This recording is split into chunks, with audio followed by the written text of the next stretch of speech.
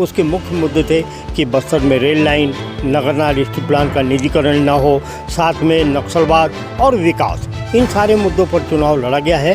और 20% या 25% का लेते हैं जो मतदाता है, उनका रुझान सीधा सीधा भाजपा की तरफ दिखाई पड़ रहा है, क्योंकि अब ये समझ में आने लग गया लोगों को कि बेरोजगारी, महंगाई, ये सब चीज़ें जो है ये आज़ादी की बात से सुनते चले आ रहे हैं, ये कभी ख़त्म होना हुई है ना कभी ख़त्म होगी। कांग्रेस की जो गुटबाजी है और साथ ही कांग्रेस के लोगों का लगातार केवल बस्तर में ही नहीं, पूरे देश, पूरे प्रदेश में जिस तरीके से लोग कांग्रेस को छोड़कर जा रहे थे, तो ये कांग्रेस के लिए माइनस पॉइंट कहा जा सकता है। छत्तीसगढ़ में 3 चरण का चुनाव संपन्न हो चुका है और सभी को 4 जून को नतीजे का इंतजार है। दरअसल छत्तीसगढ़ के कुल 11 सीटों में बस्तर जो सीट है काफ़ी हाई प्रोफाइल सीट है, नक्सल प्रभावित सीट है, आदिवासी के लिए आरक्षित है। इस सीट को लेकर सभी की निगाहें टिकी रहती है। एबीपी लाइव एग्जिट पोल कर रहा है और जानना चाह रहा है कि आखिर बस्तर लोकसभा सीट में किस जो प्रत्याशी है उसका पल्ला भारी है। हमारे साथ 4 वरिष्ठ पत्रकार मौजूद हैं जिन्होंने इस चुनाव को बारीकी से देखा है, इसका विश्लेषण किया है, अपने खबरों के माध्यम से, अपने जानकारी के माध्यम से तथ्य निकाला है। उनसे जानेंगे कि इस बस्तर लोकसभा सीट को लेकर वो किस नज़रिए से इस सीट को देखते हैं और क्या लगता है कि किस पार्टी का जो प्रत्याशी है वो इस सीट से भारी पड़ रहा है। सबसे पहले हमारे साथ वरिष्ठ पत्रकार है राजन जी, उनसे बात करेंगे। आपने राजन जी इतने सारे चुनाव आपने कवर किए हैं, आपने देखा है, अगर 2024 लोकसभा चुनाव की बात की जाए, खासकर बस्तर लोकसभा सीट की बात की जाए, तो क्या लग रहा है इस सीट में और किस तरह से जो वोटिंग परसेंट आया है उससे क्या लग रहा है, किसका पल्ला भारी हो सकता है? जी, जैसा कहा जा सकता है कि वोटिंग परसेंट ज़रूर अपेक्षाकृत कम हुआ है इस बार, और इसमें प्रतिद्वंदी जो हैं, जो खड़े हुए हैं, उनमें मेन मुकाबला कांग्रेस और भारतीय जनता पार्टी के बीच में ही है। अब सवाल ये उठता है कि कौन सा राजनीतिक दल किन मुद्दों पर अपनी बूटी जो है मतदाताओं को सुंघा रहा है, ये उस पर निर्भर करता है। लेकिन इस बार का जो चुनाव है उसके मुख्य मुद्दे थे कि बस्तर में rail line, Nagarnar steel plant का निजीकरण न हो, साथ में नक्सलवाद और विकास, इन सारे मुद्दों पर चुनाव लड़ा गया है। और बस्तर में लगभग 14,66,000 से अधिक मतदाता हैं, जिनमें महिला मतदाताओं की संख्या अधिक है। अब इनसे जो हमने चर्चा की थी और जो एक तथ्य निकल कर आया था कि महिलाओं में मोदी जी की गारंटी को लेकर उन पर एक उत्साह बना हुआ है, और जिस तरीके से महातारी वंदन योजना तक 1,000 रुपये उनके खाते में लगातार आ रहे हैं, तो वो भी एक उनके लिए प्लस पॉइंट होता है। और बस्तर विकास को जो लेकर और नक्सलवाद को लेकर जो राज्य सरकार काम कर रही है, तो पिछले 5 महीनों में 100 से अधिक नक्सली मारे गए हैं, और इस बीच में 16 जो नक्सली हैं, कैडर के नक्सली, उनको मारा गया। हालांकि राज्य सरकार ने नक्सलियों को दावत भी दी थी कि वो आएँ, बातचीत करें और बातचीत के माध्यम से अपना दिखा लें, लेकिन पिछले 5 सालों में 4,800 से अधिक नक्सलियों ने समर्पण किया है, और ये एक अच्छा साइन है। अब सवाल ये उठता है कि किस पार्टी की जीत होगी और किसको कितने वोट मिलेंगे, तो इसको लेकर ये देखा जा सकता है कि जो कांग्रेस की ओर से जो माइनस पॉइंट जा रहा है वो ये जा रहा है कि कांग्रेस ने अपना जो कैंडिडेट है उसके डिक्लेयर करने में काफ़ी देर लगा दी, साथ में उसे चुनाव प्रचार का उतना समय नहीं मिला जितना भारतीय जनता पार्टी के उम्मीदवार को मिला। दूसरी बात तो इसमें ये भी आती है कि कांग्रेस की जो गारंटी है उस पर शायद मतदाताओं का रुझान कम दिखाई दिया। और दूसरी चीज़ ये एक और समझ में आ रही है, वो ये है कि कांग्रेस की जो गुटबाजी है और साथ ही जो कांग्रेस के लोगों का लगातार केवल बस्तर में ही नहीं, पूरे देश, पूरे प्रदेश में जिस तरीके से लोग कांग्रेस को छोड़कर जा रहे थे, तो ये कांग्रेस के लिए माइनस पॉइंट कहा जा सकता है। और भारतीय जनता पार्टी का प्लस पॉइंट ये है कि उसको प्रचार का पर्याप्त समय मिला, साथ ही नया कैंडिडेट है उनका। इस समय मोदी जी के नाम पर वोट मांगे जा रहे हैं और मोदी जी की गारंटी मांगी जा रही है, तो मोदी जी की गारंटी पर जो महिला मतदाता है वो काफ़ी प्रभाव, मैंने उनका इफेक्ट ज़्यादा दिखाई देता है। तो ये अब तो 4 जून को समझ में आएगा, लेकिन फिर भी मेरे नज़रिए से भारतीय जनता पार्टी का पक्ष मजबूत दिख रहा है, क्योंकि लोग विधानसभा के चुनाव में बस्तर की जनता ने एक तरीके से कांग्रेस को पूरी तरह नकार दिया था। बच्चों जी, जाति समीकरण की बात की जाए, क्योंकि कवासी लखमा भी आदिवासी हैं, हालांकि वो गोंड जनजाति से ताल्लुकात रखते हैं, इसके अलावा महेश कश्यप भी आदिवासी हैं, और ख़ास करके बस्तर में अलग अलग जो जाति हैं, क्या लगता है किसका प्रभाव ज़्यादा पड़ सकता है जाति समीकरण की अगर बात करें बस्तर सीट में? देखिए, बस्तर में जाति समीकरण 3 खेमों में बटा हुआ होता है। एक यहाँ पे महरा समाज है जो लंबे समय से मांग करता रहा है कि उनको आदिवासी घोषित किया जाए। हालांकि अभी केंद्र सरकार ने उनको एससी मान लिया है उनको। और जहाँ तक अपन जो बात कर रहे हैं वोटिंग की, तो बता दूँ आपको मैं, यहाँ पर वोट मतदाता जो है, मतदाता की बात कर रहा हूँ मैं, उनकी जो सोच है वो 20 और 80 बटी हुई है। 20% वो मतदाता हैं जो नेशनल लेवल पे क्या हो रहा है, राष्ट्रीय लेवल पे क्या हो रहा है, नेशनल पार्टी क्या कर रही है, कांग्रेस पार्टी ने क्या किया, पिछले में क्या किया, आगे में क्या करेगी वो, और या कि मोदी जी का जो विज़न है 3 तलाक को लेके किया उन्होंने, इसके बाद में अभी यूसीसी लगाया और एनआरसी की इच्छा भी रखते हैं लोग बाग। तो इन चीज़ों को लेकर सोचता है और वोट करता है।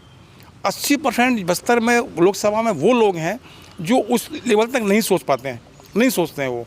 उनके लिए तो एक साधारण सा अनाज टाइम पे मिल जाए, तेंदुपत्ते टाइम पे पैसा मिल जाए, धान का पैसा टाइम पे मिल जाए और पानी मिल जाए पीने का, इससे ऊपर वो नहीं सोचते हैं। उनको समझ में नहीं आता है कि ये योजना हम जो पानी पी रहे हैं वो केंद्र सरकार की है या राज्य सरकार की है। नहीं है सोच उनके पास उतनी। और जो पढ़े लिखे बच्चे हैं, जो आज आदिवासी बच्चे पढ़ रहे हैं, वो हॉस्टल में रहते हैं, छात्रावासों में रहते हैं, बाहर रहते हैं, वो थोड़ा सा इफेक्ट हुआ है। वो सोचते, अब वो सोचना चालू किया उन लोगों ने। तो जो 20% या 25% का लेते हैं जो मतदाता है, उनका रुझान सीधा सीधा भाजपा की तरफ दिखाई पड़ रहा है। क्योंकि अब ये समझ में आने लग गया लोगों को कि बेरोजगारी, महंगाई, ये सब चीज़ें जो है ये आज़ादी की बात से सुनते चले आ रहे हैं। ये कभी ख़त्म होना हुई है ना कभी ख़त्म होगी। बेरोजगारी बढ़ेगी, पढ़े लिखे बच्चे आगे बाहर आएंगे, फिर बढ़ेगी वो। अभी सवाल जो लोगों को समझ में आता है 22% 25% लोगों को ये आता है कि क्या इस देश का एक बंटवारा और होगा आगे जा करके, क्या वो परिस्थितियाँ हैं। क्योंकि माहौल है, चर्चाएँ हैं कि इनकी संख्या बढ़ रही है, उनकी घट रही है, इस तरह की बातें आ रही हैं आज सेंट्रल लेवल पे, और लोग मोबाइल में देख रहे हैं उन चीज़ों को। तो उस पर डिपेंड करता है। 80% जो है वो नक्सलवाद को लेकर के सोचते हैं, रेल को लेकर नहीं सोचते हैं। क्योंकि बस्तर के आदिवासी को रायपुर नहीं जाना रेल में, उसकी ज़िंदगी, उसका जो हाट बाज़ार होता है वहाँ तक है। बहुत ज़्यादा हुआ तो जिला मुख्यालय तक किसी काम से, इससे ज़्यादा आगे उसको जाना नहीं है कहीं भी। नक्सलवाद एक समस्या रही है। नक्सलवाद को लेकर के आदिवासी भी बटा हुआ है। एक वर्ग ऐसा होता है जो लगता है कि नक्सलवादी ठीक कर रहे हैं, एक वर्ग ऐसा है जो लगता है गलत कर रहे हैं। तो अभी जो सरकार ने किया है, खासतौर से स्टेट गवर्नमेंट में जब बनी है भाजपा की सरकार, तो नक्सलवादियों के खिलाफ एक बहुत बड़ा मूवमेंट चला है। लगातार मारे जा रहे हैं। 100 से, जैसे बताया सीमान जी ने कि 100 लोग मारे गए हैं, 17-18 हार्ड कोर्ट को मारे गए हैं। लगातार सर्चिंग चल रही है, हेलीकॉप्टर चल रही है। मतलब नक्सलवाद को ख़त्म करने के लिए भारतीय जनता पार्टी की सरकार एक तरह से वचनबद्ध टाइप की है, उसका इफेक्ट मिल रहा है। और भारतीय जनता पार्टी कांग्रेस पार्टी से कहीं ना कहीं फिलहाल तो आगे दिखाई पड़ रही है, क्योंकि कांग्रेस पार्टी के जो प्रत्याशी हैं कवासी लखमा, उनका अपने कार्य क्षेत्र है कोंटा विधानसभा, उसके आगे वो नहीं सोच पाते हैं और ना वो उनका कोई प्रभाव दिखता है। भारतीय जनता पार्टी का जो लड़का है, जो नया कैंडिडेट है, यंग है और एक धर्मांतरण के खिलाफ उसने एक माहौल छेड़ा हुआ था, उसकी एक चेहरा है, वो धर्मांतरण के खिलाफ एक चेहरा है वो वहाँ पे। अब वो जो मुद्दा है वो कितना इफेक्ट कर पाएगा, क्योंकि बस्तर में धर्मांतरण एक मुद्दा रहा है, आज भी है, मौजूद है। वो लोग परेशान उस चीज़ से, आज आए दिन कहीं ना कहीं घटना घटती रहती है। कोई कन्वर्टेड आदमी मर गया तो उसको कब्रिस्तान नहीं दिया जा रहा है, वहाँ जलाने नहीं दिया जा रहा है। इससे घटनाएं आमतौर पर घट रही हैं। लोग सोच रहे हैं उस तरीके से, लोगों को लगता है कि यार हमारा धर्म या हमारा आदिवासियों की संस्कृति खतरे में आ रही है इन लोगों के कारण, और उसके विरोध में ये आदमी काम करता है। तो अब ये दोनों चीज़ें कितना इफेक्ट डालेंगी, लेकिन जो एक माहौल दिख रहा है, जो एक वातावरण दिख रहा है, कहीं ना कहीं भारतीय जनता पार्टी मजबूत दिखाई पड़ती है। कांग्रेस दोनों से स्टार प्रचारकों ने यहाँ अपने प्रत्याशी के लिए प्रचार किया। प्रधानमंत्री की बात की जाए, राहुल गांधी की बात की जाए, तो क्या लगता है इससे भी क्या प्रभाव पड़ेगा? आप इसमें कवरेज भी करे हैं, तो क्या लगता है कि सभा से कितना प्रभाव पड़ता है मतदाताओं? स्टार प्रचारकों का प्रभाव जरूर पड़ता है। कांग्रेस के भी शीर्ष नेता यहाँ आए थे, भाजपा के भी शीर्ष नेता आए थे।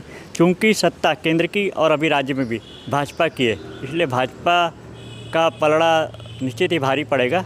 हाँ, कांग्रेस के गांधी परिवार की जो प्रति सोच है, वो आज भी आम आदिवासियों में गांधी परिवार की छवि को लेकर और उनकी सोच को लेकर कोई पूर्वाग्रह नहीं है, वो उसके प्रति आकर्षित हैं। हाँ, नए मतदाताओं का रुझान थोड़ा सा डामाडोल हो सकता है।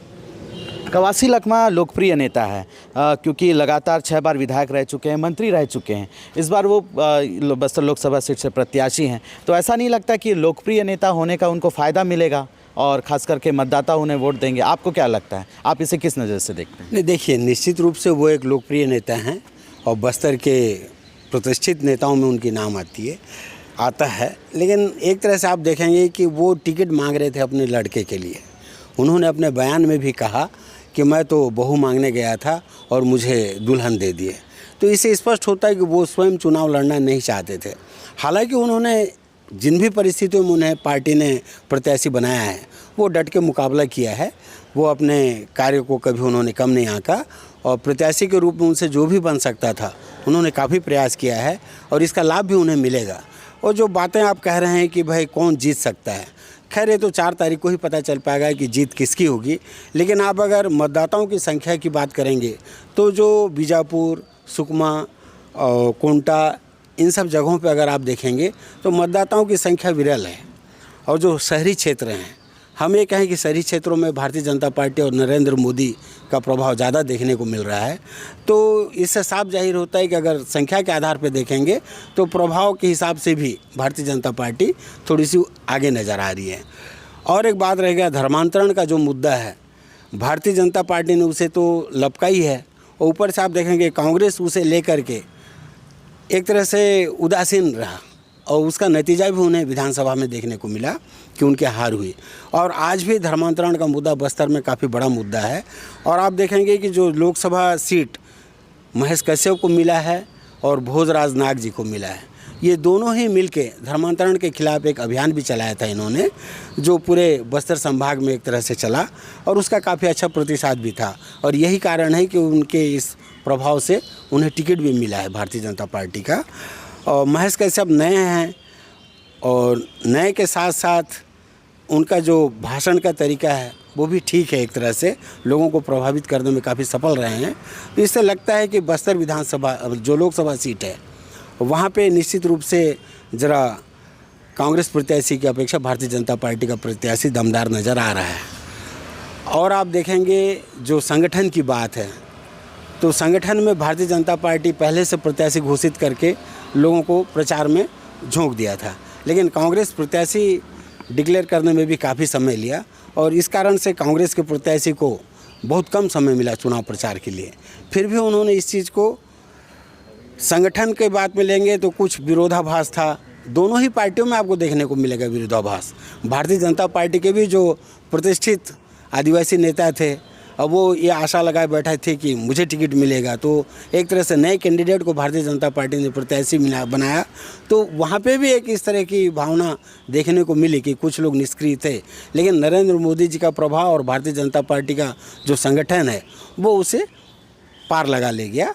राजेश जी, आपसे जानना चाहेंगे क्योंकि प्रदेश कांग्रेस कमेटी के अध्यक्ष बस्तर से हैं दीपक बैज और भाजपा के प्रदेश अध्यक्ष किरण देव भी, दोनों की साख लगी है इस सीट पर। चुनाव प्रचार में बात की जाए किरण देव के मुकाबले क्या दीपक बैज ने प्रचार में अपनी ताकत झोंकी या किरण देव में ने ज़्यादा झोंकी ताकत, आपको कैसा लगता है? देखिए, जहाँ तक इसमें ये तुलना की बात नहीं है, लेकिन अगर दीपक बैज की बात कही जाए तो वो विधानसभा का चुनाव हार गए थे पीसीसी अध्यक्ष रहने के बावजूद भी। और किरण देव को अभी मौका मिला है, उनको प्रदेश अध्यक्ष बनाया गया है, उनने भी अपनी ताकत दोनों ने अपनी अपनी ओर से झोंकी है।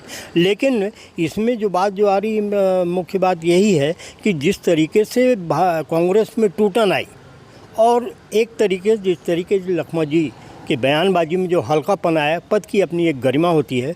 मोदी जी के खिलाफ आप कुछ बोलें ठीक है, लेकिन प्रधानमंत्री का अपना एक पद होता है, प्रतिष्ठित होता है और उसका एक पर्याप्त सम्मान होता है। तो जिस तरीके से बयानबाजी आई उनको लेकर, तो उसको लेकर भी मैंने बहुत सारे मतदाताओं से जो मेरी चर्चा हुई उसमें उन्होंने इस बात की साफ आलोचना की कि इस तरीके के बयान कम से कम प्रधानमंत्री के पद के में जो सुशोभित है जो व्यक्ति बैठा है उसके खिलाफ नहीं आना चाहिए। तो ये सारे मुद्दे जो हैं वो ऐसा लगता है कि मतदाताओं को कांग्रेस के पक्ष में मतदान करने से रोक सकते हैं या रोकेंगे, लेकिन सही नतीजा तो 4 जून को ही समझ में आएगा। क्योंकि अपना बस्तर का मतदाता आजकल मतदान को लेकर ये हो गया है कि लोग मतदान करने के बाद अपने परिजनों तक को नहीं बताते हैं कि हमने किसको वोट दिया है। तो ये गुप्त मतदान की जो प्रक्रिया चल रही है, तो ये इससे अपन ये एक आंकलन अपन रख सकते हैं, लेकिन आंकलन हमारा कितना सटीक बैठेगा इस पर अपन कोई एकदम गारंटी के साथ नहीं कह सकते कि क्या होगा। फिर भी एक जो आंकलन दिखाई दे रहा है, जो माहौल दिखाई दे रहा है, वो लगता है भारतीय जनता पार्टी के पक्ष में है।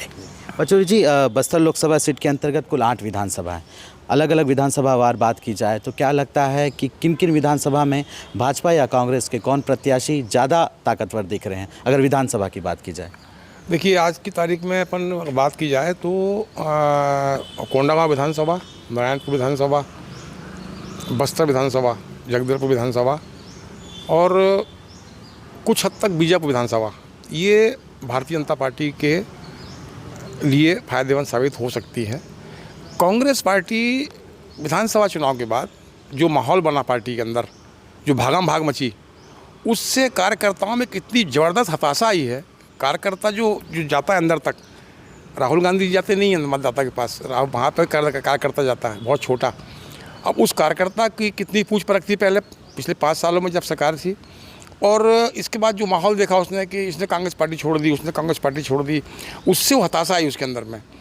समय कम मिला और लखमा दादी का जो कार्य क्षेत्र रहा है, मैं बता रहा हूँ आपको, मैं बशर्ते मंत्री थे, इसमें कोई दो राय नहीं है वो, लेकिन मंत्री होने के कारण उन्होंने हर जिले के या हर विधानसभा क्षेत्र के कार्यकर्ताओं को अपने प्रभाव में ले लिया हो, ऐसा नहीं रहा कभी भी। एक औपचारिकता थी, जाते थे अपने दौरे में, जाते थे, चले जाते थे, 4-5 जो उनके आगे पीछे रहते हैं मिल लेते थे उनसे, तो ऐसा कोई प्रभाव नहीं था। भारतीय जनता पार्टी के साथ सबसे अच्छी दिक्कत यह है, उनका फ़ायदा ये है कि उनका जो संगठन है वो 24 घंटे काम करता है, 7 दिन काम करता है, 365 दिन काम करता है। वो एक चुनाव निपटता है, दूसरे चुनाव की तैयारी चालू कर देते हैं वो लोग, बहुत आगे तक सोचते हैं। जहाँ पे कांग्रेस पार्टी के कार्यकर्ताओं की पहुँच शुरू होती है, ख़त्म होती है, वहाँ से भाजपा की शुरू होती है। तो ये उनका संगठन जो है वो बहुत तगड़ा संगठन है। अब कोई विशेष ऐसा कुछ हो जाए कि कांग्रेस पार्टी यहाँ से निकाल ले जाए तो अलग बात है, नहीं तो जो साफ संकेत दिख रहे हैं कि भाई भारतीय जनता पार्टी के कार्यकर्ता मजबूत था, बूथ तक पहुँच थी उनकी, अपनी उत्साह था पार्टी के अंदर, लोगों के बीच में आत्मविश्वास था, और मोदी जी का चेहरा जो बार बार सामने आता है वो कहीं ना कहीं लोकप्रिय हुआ है, कहीं ना कहीं लोगों को आकर्षित करता है। वो कांग्रेस पार्टी आकर्षित नहीं कर पाई। ये थे हमारे साथ बस्तर के वरिष्ठ पत्रकार जिन्होंने साल 2024 और इसके पहले कई लोकसभा चुनाव को कवरेज किया, अपने चुनाव को लेकर अनुभव साझा किया और बताया कि आखिर इस सीट से कौन भारी पड़ सकता है। हालांकि 4 जून को नतीजे आने हैं और पूरे प्रदेश की इस बस्तर लोकसभा सीट में निगाहें टिकी है कि आखिर भाजपा से महेश कश्यप या कांग्रेस से कवासी लखमा, आखिर इस बार बस्तर का वर्तमान सांसद किसे यहाँ की जनता चुनती है, यह 4 जून को ही तय हो पाएगा। Ashok Naidu, ABP live, Bastar.